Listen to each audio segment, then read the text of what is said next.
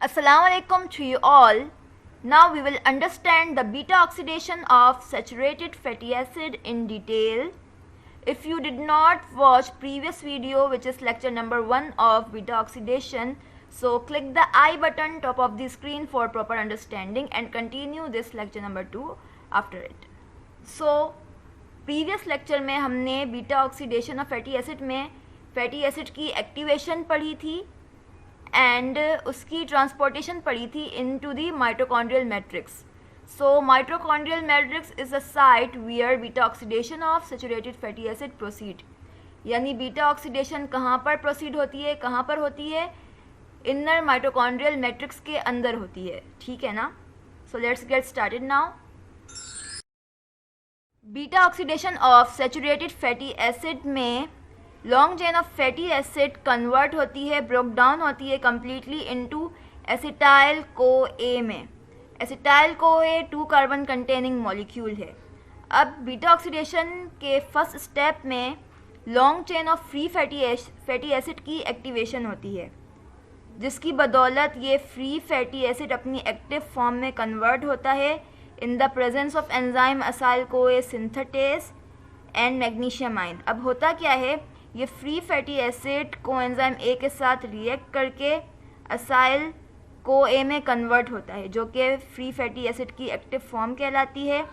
अब इस रिएक्शन के दौरान हमें कुछ एनर्जी की नीड होती है, जिसकी वजह से जो है एटीपी एएमपी में कन्वर्ट होता है और इससे पायरोफॉस्फेट रिलीज़ हो जाता है इन the presence of magnesium ion.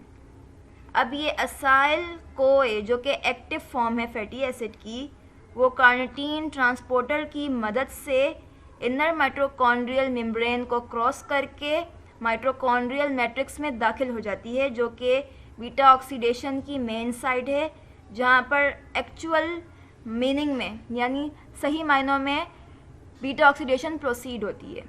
So let's get started now. जब फैटी असाइल को ए माइटोकॉन्ड्रियल मैट्रिक्स में दाखिल हो गया तो इसका सेकेंड स्टेप स्टार्ट होता है, जो कि है डीहाइड्रोजिनेशन ऑफ फैटी असाइल को ए. अब होता क्या है, अल्फा कार्बन एटम और बीटा कार्बन एटम से एक एक हाइड्रोजन रिलीज हो जाता है इन the presence of enzyme acyl को ए डीहाइड्रोजिनेस, जिसके दौरान एफ कन्वर्ट होता है, रिड्यूस होता है FADH2 में. और ये 2 हाइड्रोजन यानी एक अल्फ़ा कार्बन के ऊपर से हाइड्रोजन रिमूव हुआ और दूसरा जो है बीटा कार्बन के नीचे से हाइड्रोजन एटम रिमूव हुआ, जो कि FAD को मिल गया और FAD रिड्यूस होकर FADH2 में कन्वर्ट हुआ. अब जो हमें रिजल्टेंट कंपाउंड मिला इस रिएक्शन के नतीजे में, वो क्या कहलाया? ट्रांस डेल्टा 2 इनॉइल को ए. ट्रांस रिप्रेजेंट करता है हाइड्रोजन की पोजीशन को on alpha and beta carbon. जब दो अल्फ़ा और बीटा, 2 ऐसे कार्बन एटम जिनके दरमियान डबल बॉन्ड फॉर्म हो रहा हो और उनके हाइड्रोजन की जो डायरेक्शन हो अपोजिट हो, एक हाइड्रोजन अपवर्ड मूव कर रहा हो, दूसरा डाउनवर्ड मूव कर रहा हो, तो इस पोजीशन को हम ट्रांस कहते हैं. ठीक है ना? और डबल बॉन्ड के लिए हमने क्या लगाया, यानी जो है फैटी असाइल को ए की अनसेचुरेशन हो गई, यानी इसमें डबल बॉन्ड फॉर्म हो गई अल्फ़ा और बीटा कार्बन के दरमियान, इसीलिए हम इसे कह रहे हैं ट्रांस डेल्टा 2 इनॉइल को ए. अब इसके बाद इस पाथवे का बीटा ऑक्सीडेशन का थर्ड स्टेप स्टार्ट होता है, जो कि कहलाता है हाइड्रेशन. यानी ट्रांस डेल्टा 2 इनॉइल को ए की हाइड्रेशन होगी. इसके अंदर वाटर मॉलिक्यूल ऐड होगा in the presence of enzyme enoyl CoA हाइड्रेटेस, जिसमें ये ट्रांस एनॉइल को ए कन्वर्ट होगा 3L हाइड्रोक्सी असाइल को ए में. ठीक है ना? किस एंजाइम की मदद से? इनाइल को ए हाइड्रेटेस की मदद से. इसके बाद फोर्थ स्टेप स्टार्ट होगा, जो कि अगेन डीहाइड्रोजिनेशन होगा. यानी 3L हाइड्रोक्सी असाइल को ए की अगेन डीहाइड्रोजिनेशन होगी, यानी हाइड्रोजन एटम इससे रिमूव हो जाएंगे और ये कन्वर्ट होगा बीटा कीटो असाइल को ए में इन the presence of enzyme 3L hydroxy acyl कोए डिहाइड्रोजिनेस में, ठीक है, जिसके दौरान NAD कन्वर्ट रिड्यूस होगा NADH plus H plus ion में, यानी दो हाइड्रोजन एटम जो 3L हाइड्रोक्सी असाइल कोए के पास थे वो निकल करके NAD को मिलेंगे, जिसकी बदौलत NAD प्लस जो है NADH plus H plus ion में कन्वर्ट हो जाएगा और बीटा कीटो असाइल कोए की फॉर्मेशन होगी।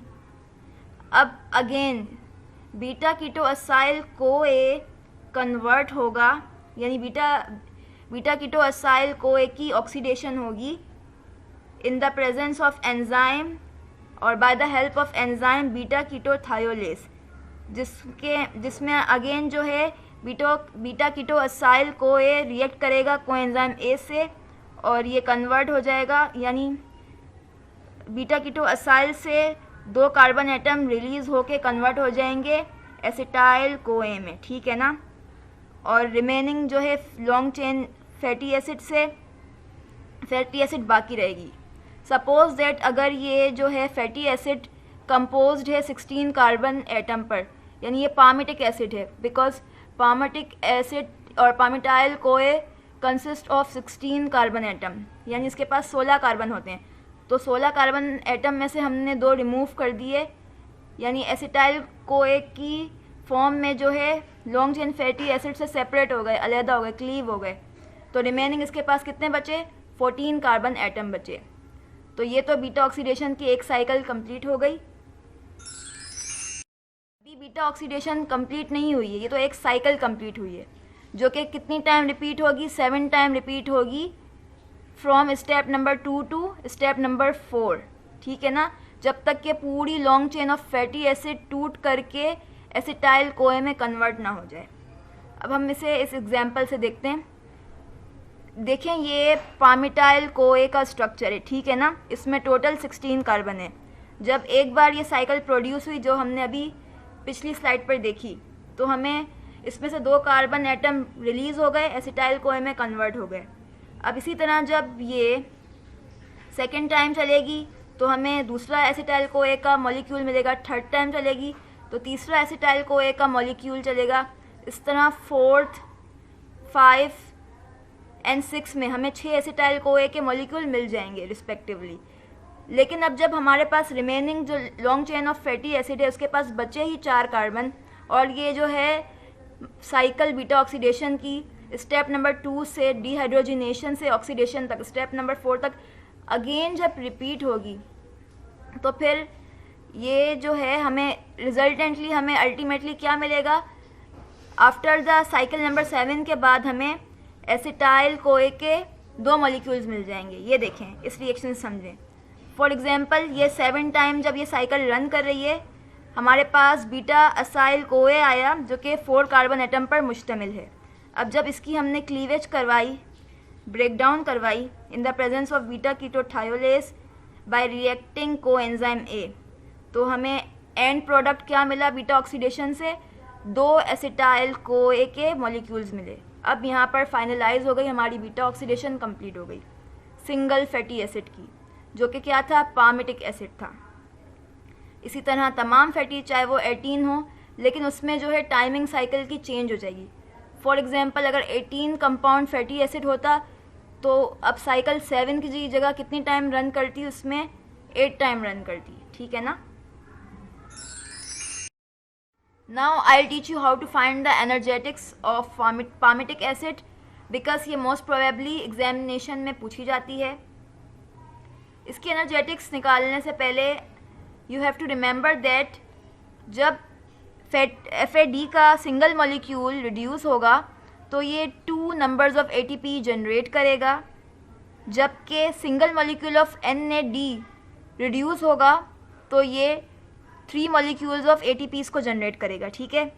अब कुछ एडवांस बुक में, जो न्यू बुक्स हैं, उनमें ATP की ये जो अमाउंट है 1.5 और 2.5 लिखी हुई है रिस्पेक्टिवली, बट हम जो है होल नंबर को ही प्रेफर करेंगे अपनी एनर्जेटिक्स निकालने के लिए, क्योंकि डेसिमल वाली फिगर में कन्फ्यूजन हो सकती है।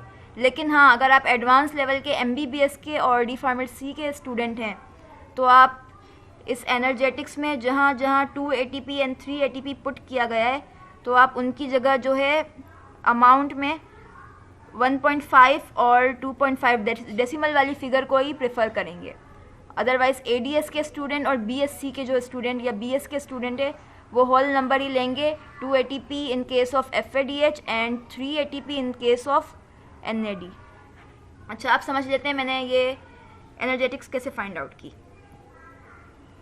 This is the pathway of beta oxidation. इसके सेकेंड स्टेप में, जो कि एंजाइम असाइल कोए डिहाइड्रोजिनेज की प्रेजेंस में हुआ है, जिसके दौरान FAD मॉलिक्यूल कन्वर्ट हुआ, रिड्यूस हुआ FADH2 में, जिसकी वजह से हमें 2 ATP के मॉलिक्यूल मिले जब ये पाथवे एक मरतबा चला, रन किया।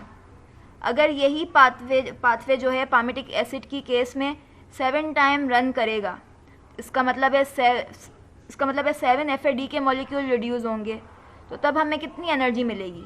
इसीलिए हम 7 FAD को मल्टीप्लाई कराएंगे 2 ATP से, जिसके बाद हमें 14 ATPs are generated by the reduction of FAD।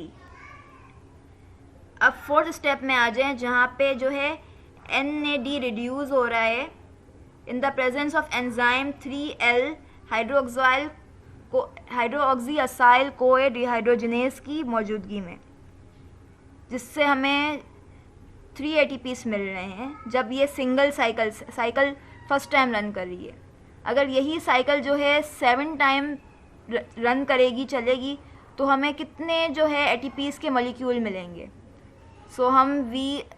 तो now we multiply 7 NAD by 3 ATPs, तो हमें the number of ATPs generated are 21, हमें 21 ATPs मिलेंगे after running and repeating the 7 time cycle of beta oxidation.